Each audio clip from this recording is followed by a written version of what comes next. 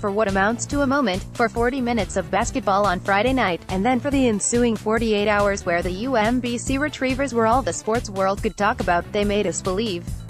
This is not an easy thing in America, 2018.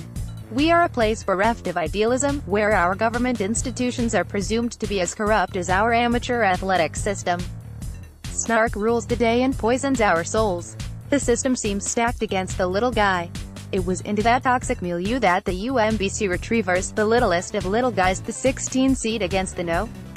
1 overall seed, the team with the 5'8" in heels point guard, KJ Mora, who announcer Bill Raftery described as 110 pounds and the rest as heart, marched on Friday night. They marched into Charlotte's Spectrum Center as less than an afterthought.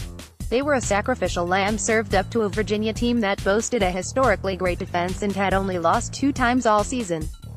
They were a cool story about a former VCU guard, Jairus Lyles, who transferred back to his hometown and then hit a wild three-pointer in the America East Conference title game to secure his school its second-ever NCAA tournament bid.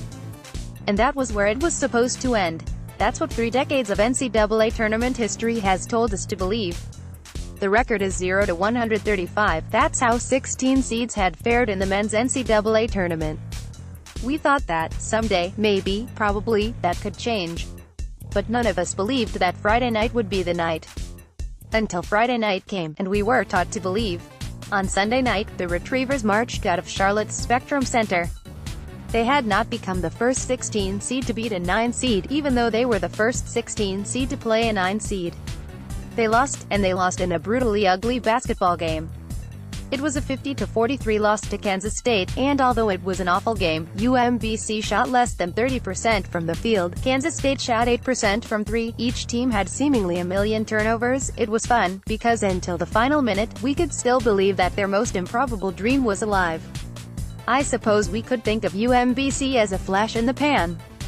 As Andy Warhol said, in the future, everyone will be world famous for 15 minutes, so perhaps KJ Mora and Jairus Lyles and Joe Sherburne and Arco Lamar and Daniel Akin will someday be thought of as no different than Dunk City and Vanilla Ice and Kosuke Fukudome and Buster Douglas and Vince Young, people who briefly did something special, or at least briefly became famous but quickly faded away.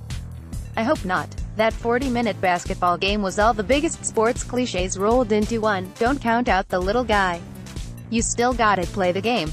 Beware a team that's playing with house money.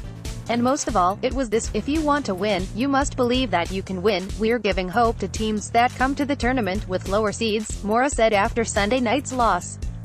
I think we're giving hope to guys that are not even that tall, like me.